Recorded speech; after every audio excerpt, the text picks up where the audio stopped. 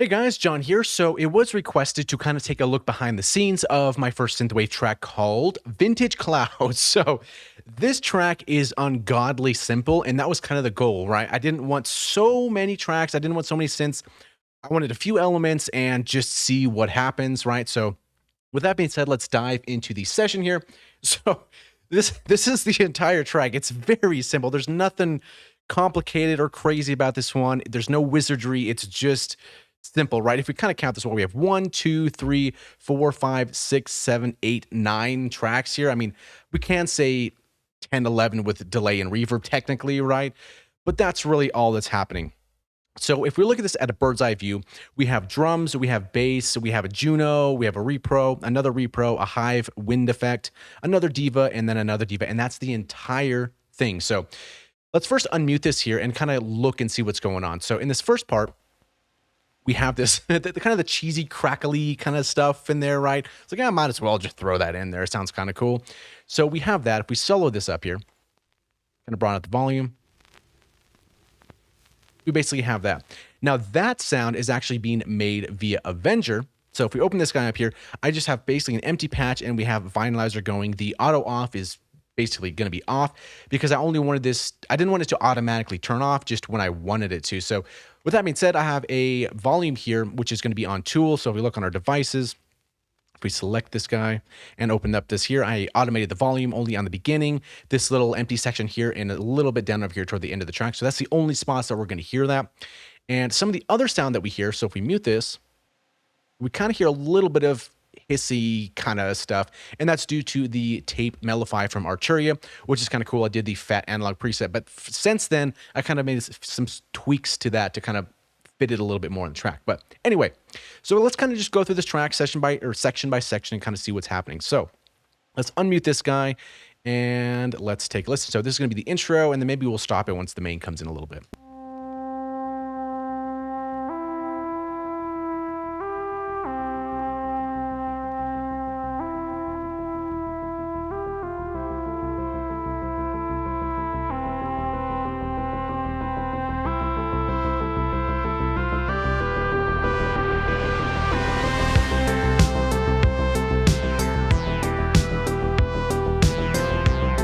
Okay, so the intro is not crazy, right? We have 8 bars of this intro, and basically what's happening, we have a bass, we have this repro patch here, so if we select this,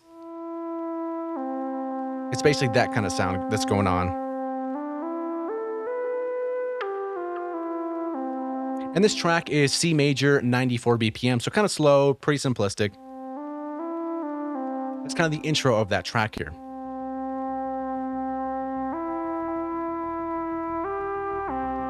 Right, it's playing something like this here. Nothing too crazy. And then slowly here, so after 4 bars of this kind of intro, then we start to notice that we have this kind of ARP going on here. And this is the repro ARP here. So this guy.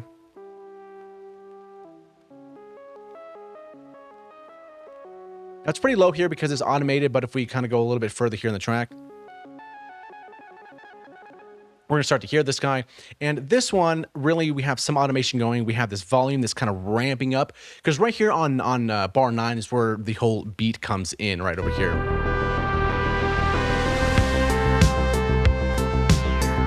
Right, so we're kind of increasing that volume. So it's kind of noticeable here on the beginning of bar 5, and it kind of just increases a little bit in energy, and then once bar 9 hits, then we're kind of into the track, so to speak, right?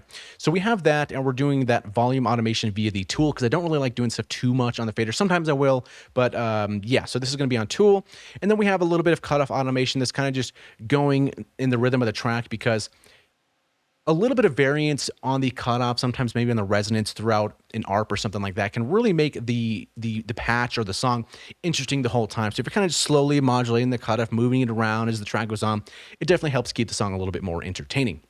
So we have that, and then we have this kind of Juno right over here, which isn't anything too crazy, right? It's a very simplistic patch here, and it's one of the ones I used called Walking on Sunshine. I'm like, this is kind of perfect for that. It kind of gives you that analog-y,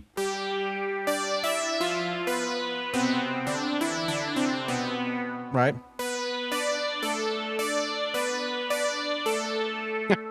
That's always fun to play. But yeah, it's a pretty simplistic patch, nothing crazy again on that one. And if we take a look at our bass here, this guy is not doing anything too crazy. So there's a few notes that kind of happen. Go over here. And this is via Diva, right? So we can look at it's a bass ARP, but we're just putting a couple notes, really only two. It's very simplistic. And then we open up Diva, and it's basically just an ARP on 16th notes.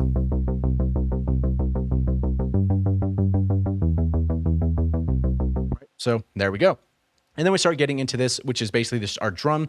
So if we look at our drum pattern, again, this is not too crazy, right? So we have kick on kit 4 on the floor, basically, snares here, and some hats on the offbeats. And then over here, I kind of snuck in another one over here.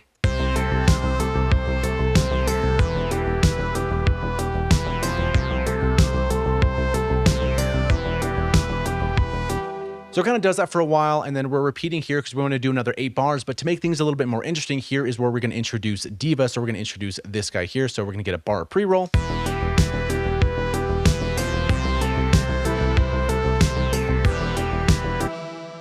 And it's this guy.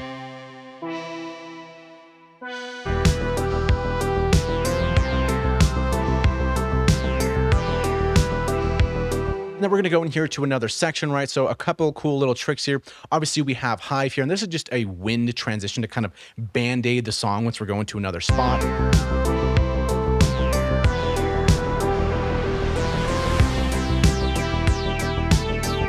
So what's kind of interesting too about this, right? So we're doing that band-aid of this wind sound with Hive. And then also, if you look here at the drums, we're kind of removing half of a bar here. So we're kind of taking the drums out for a little bit, kind of making it a little bit more small. So once that wind band-aid finishes and we go into that next section, then the drums come back in and it's just a little bit bigger. It kind of impacts it just a little bit more.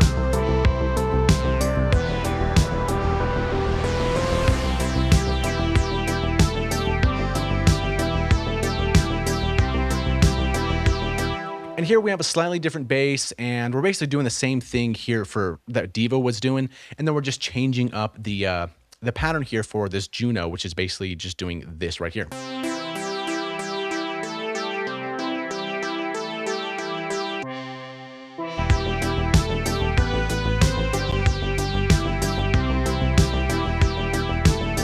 So we do 8 bars of this, and then we do some wind transition again. We did not take the drums out because we're going to go into a slower spot, right? We're not trying to like increase the energy and then make it even bigger. Here we're kind of bringing things down a little bit, and then we're going to bring it back. So here, once the wind comes in,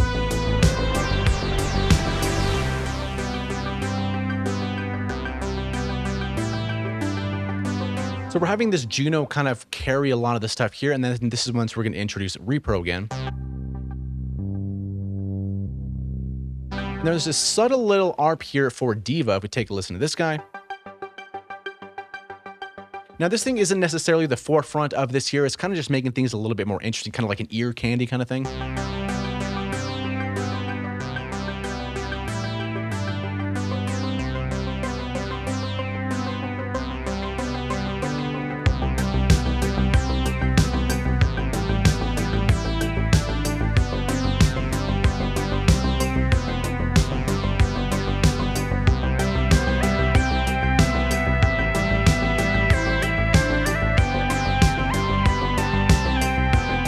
And then we have this next instance of repro that it's kind of doing almost like maybe a solo, but it's kind of just riffing, kind of doing its own thing, kind of just taking you away to wherever you want to go, right? So that's kind of doing that whole thing right there.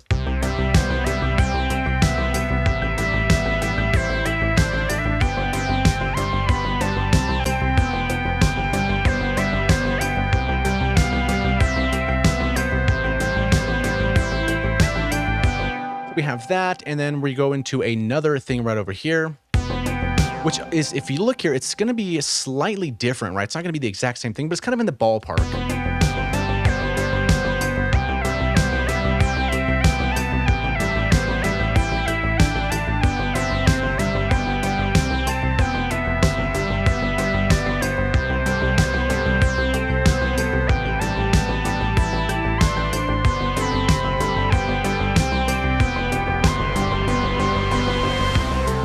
And then here's kind of an interesting thing, right? So we're doing this kind of riffing solo thing with this instance of repro, but on this other one, this is going to be our main thing, right? That we have.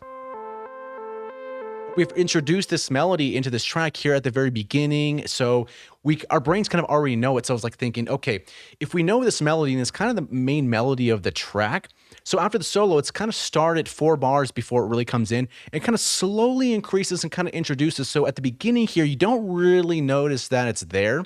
Maybe you do. But as you can see, this cutoff is kind of going slow and it's kind of increasing here. And then we're back into our main melody. And it's kind of a smooth transition back to where we started, right? We're kind of going back home. Go home.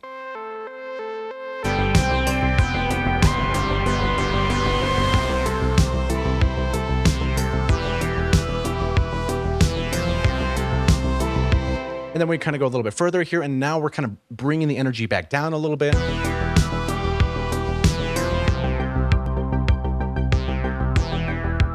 And this is kind of like a pseudo bridge, maybe like a 4-bar bridge, kind of. And then we always got to bring it back.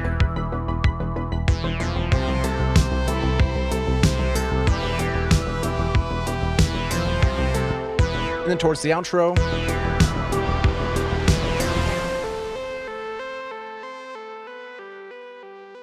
We're kind of doing something interesting here where we're kind of leaving where we started from, right? Because this is that same melody and we're kind of dropping down this cutoff, kind of closing that down, to kind of remove these high frequencies and kind of taking us away, exiting this song. But that's basically the same way that we came in. So it's kind of almost a mirror image of itself. Although in this case, we're actually dropping the bass off entirely and just letting that repro instance just kind of play us out into that whole track. So that's pretty much what's going on here. As far as effects, we have Valhalla Vintage Verb. If we take a look at this guy, we have 2.63 seconds of decay. We're using the Hall 1984, which I think looks kind of cool, doing some low cutting and a little bit of high cutting here as well on the 1980s color, which I guess that makes sense. And then for delay, if we take a look at this guy, this is just the stock Bitwig delay. So we really have reverb and delay, and the other effects are basically just going to be in the patches of the synths themselves. And for drums, this one is going to be the 707 kit that comes with Bitwig. So yeah, all in all, this track was extremely simple, and that's kind of the goal, because as you've noticed with a lot of my last recent projects, with a lot of the Das Boost stuff, those sessions are crazy. There's a lot of tracks, there's a lot of transitions going on, a lot of synths coming in and out, a lot of effects. It's an intense session. So I was like, let's do something completely different and let's start a Synthwave project. And the goal should be to keep it simple and just kind of dial in patches that kind of fit that vibe. And yeah, that's kind of the whole goal for this guy. So like I said, if we're counting all of our tracks together, we have 1, 2, 3, 4, 5, 6, 7, 8, 9, 10, 11. So I guess maybe the master would be 12. I don't know. As you can see, it's a very simplistic track. There's not much going on. And that's kind of the whole goal of this whole thing, right? You can even see, like, I did start making some markers and I'm like, you know what, let's just see what happens. And that's just kind of what happens with writing. Like, I'll start something and then I will not generally sleep until the arrangement or the most of it's done. So these last couple tracks were written in maybe 3 to 4 hours. And then the next day is kind of just an hour here and there, just refining stuff and kind of, you know, doing some automation that I think might be nice. But yeah, so that's kind of a look behind the scenes. If this is something you're interested in, we can do this for more tracks or something like that. That might be kind of fun.